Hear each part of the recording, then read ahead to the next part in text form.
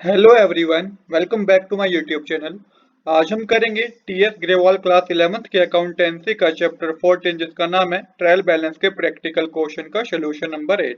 इससे पहले मैं आपको सोल्यूशन नंबर 7 तक करा चुका हूँ इस चैप्टर के। मैं आपको सजेस्ट करूंगा कि यदि अभी तक आपने मेरी पिछली वीडियो नहीं देखी है तो आप एक बार वो वीडियो देख लें। लिंक आपको इस वीडियो के डिस्क्रिप्शन में प्रोवाइड होगा, नहीं तो आप मेरे चैनल की प्लेलिस्ट में जाएंगे तो वहाँ पे आपको प्रॉपर ऑर्डर में वीडियो अवेलेबल होगी। चलिए अब बिना देरी के शुरू करते हैं अपने आज के क्वेश्चन को।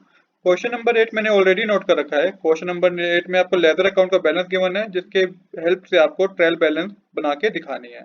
अब चलिए देखिए, कुछ बातें जाननी जरूरी हैं ट्रायल बैलेंस को परफॉर्म करने से पहले कि वो क्या क्या आइटम्स है, वो क्या क्या बातें हैं जो आपको पता होनी चाहिए। तो रूल नंबर 1 क्या कहता है? रूल नंबर 1 कहता है कि जितने भी एसेट्स है ना, इन सबका डेबिट बैलेंस होता है और ये ट्रायल बैलेंस में डेबिट साइड शो करते हैं हम। सेम इसी तरीके से जितनी भी लाइबिलिटी है बिजनेस के लिए उन सबका क्रेडिट बैलेंस होता है और ये सब हम किस साइड शो करते हैं? क्रेडिट साइड शो करते हैं ट्रायल बैलेंस के। सेम इसी तरीके से कैपिटल अकाउंट का हमेशा क्रेडिट बैलेंस होता है, ड्राइंग अकाउंट का हमेशा डेबिट बैलेंस होता है। परचेज अकाउंट का हमेशा आपका डेबिट बैलेंस होगा, सेल्स अकाउंट का क्रेडिट बैलेंस होगा, परचेज रिटर्न अकाउंट का भी क्रेडिट बैलेंस होगा और सेल्स रिटर्न अकाउंट का आपका डेबिट बैलेंस होगा। देन हमें बता रखा है कि बिजनेस के लिए जितने भी एक्सपेंस और लॉसेज हैं इन सब का क्या होता है? इन सब का डेबिट बैलेंस होता है। और बिजनेस के लिए जितनी भी इनकम एंड प्रॉफिट है इन सब का क्या होता है? क्रेडिट बैलेंस होता है। बस ये कुछ 7 बातें आप याद रखिए, आपको ट्रायल बैलेंस कभी भी कुछ मुश्किल नहीं लगेगी। चलिए बिना देरी के शुरू करते हैं अपने आज के क्वेश्चन को। तो लेफ्ट राइट हैंड साइड आपको क्वेश्चन नोट डाउन होगा और लेफ्ट हैंड साइड हम इसका सोल्यूशन करेंगे। तो सबसे पहले हमें परचेज गिवन है, तो परचेज अकाउंट लिख के देखिए। परचेज अकाउंट का हमेशा डेबिट बैलेंस होता है, तो डेबिट बैलेंस में 1,04,000 मेंशन कर दीजिएगा। सन्ड्री डेटर्स एक तरीके का एसेट है, तो एसेट है तो डेबिट बैलेंस होगा। डेबिट बैलेंस में आपको 18,550 रुपीज मेंशन करने हैं।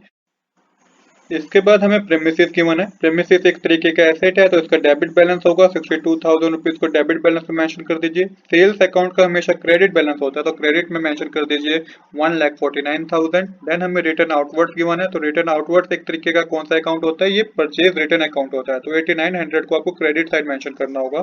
सेम इसी तरीके से हमें रेट एंड टैक्सेस गिवन है जो कि एक्सपेंस है बिजनेस के लिए। एक्सपेंस है तो डेबिट बैलेंस होगा, डेबिट साइड मेंशन कीजिए 480 रुपीज। कैश एट बैंक जो होता है एसेट होता है, तो एसेट है तो डेबिट बैलेंस होगा 1,560 रुपीज को आपको डेबिट बैलेंस मेंशन करना है। देन हमें कैरेज इनवर्ट्स गिवन है जो कि एक्सपेंस ही होता है बिजनेस के लिए, 650 को डेबिट बैलेंस में मेंशन कीजिए। देन अगेन हमें सैलरी अकाउंट गिवन है जो कि एक्सपेंस है बिजनेस के लिए, इसको भी डेबिट साइड मेंशन कीजिए 3,900 रुपीज। इसके बाद हमें स्टॉक गिवन है, ओपनिंग स्टॉक गिवन है। ओपनिंग स्टॉक हमें गिवन है 25,000 का, तो 25,000 रुपीज को डेबिट बैलेंस मेंशन करना है क्योंकि ये एसेट होता है। देन हमें इनपुट आईजीएसटी अकाउंट गिवन है जिसको आपको डेबिट बैलेंस मेंशन करना है 5,000 रुपीज। अगेन हमें इनपुट सीजीएसटी गिवन है 2,500 रुपीज। इसके बाद हमें इनपुट एसजीएसटी गिवन है जिसकी कॉस्ट जिसका अमाउंट है 2,500 रुपीज। अब नेक्स्ट हमें गिवन है ड्राइंग। ड्राइंग अकाउंट का हमेशा डेबिट बैलेंस होता है तो 7,950 रुपीज को आप डेबिट बैलेंस में लिखिएगा। सन्दरी क्रेडिटर एक तरह की लाइबिलिटी है तो क्रेडिट बैलेंस होगा 8,300 को क्रेडिट बैलेंस में लिखिएगा। इसके बाद हमें रिटर्न इनवर्ट्स गिवन है जो कि सेल्स रिटर्न होता है, इसको आपको डेबिट बैलेंस में लिखना है 5,360 रुपीज को। इसके बाद हमें गिवन है फर्नीचर अकाउंट जो कि एसेट है तो डेबिट बैलेंस होगा 15,600 रुपीज मेंशन कीजिए। कैश इन हैंड एसेट है तो डेबिट बैलेंस होगा 390 रुपीज मेंशन कीजिए। कैपिटल अकाउंट का क्रेडिट बैलेंस होता है तो 85,000 को क्रेडिट बैलेंस में मेंशन कीजिएगा। देन इसके बाद हमें क्या गिवन है? इसके बाद हमें फैक्ट्री वेजेस गिवन है जो कि एक तरीके का एक्सपेंस है। एक्सपेंस है तो डेबिट बैलेंस होगा 5,830 रुपीज। देन हमें कैरेज आउटवर्ड गिवन है जो कि एक तरीके का एक्सपेंस है तो 260 रुपीज का भी डेबिट बैलेंस होगा। रेंट रिसीव हुआ है तो इनकम है बिजनेस के लिए, तो क्रेडिट बैलेंस होगा 2,990 रुपीज का। देन हमें इंश्योरेंस गिवन है तो इंश्योरेंस अकाउंट का डेबिट बैलेंस होगा क्योंकि एक्सपेंस है 2,100 रुपीज। बैड डेट्स बिजनेस के लिए एक्सपेंस होते हैं तो डेबिट बैलेंस होगा 260 रुपीज। नेक्स्ट हमें गिवन है आउटपुट आईजीएसटी अकाउंट, इसका हमेशा क्रेडिट बैलेंस होता है तो 10,000 को क्रेडिट बैलेंस में आप लिख दीजिएगा। अब आपको सबको टोटल करना है तो टोटल करके आपका डेबिट बैलेंस आएगा 2,64,190 और क्रेडिट बैलेंस भी आपका 2,64,190 आएगा।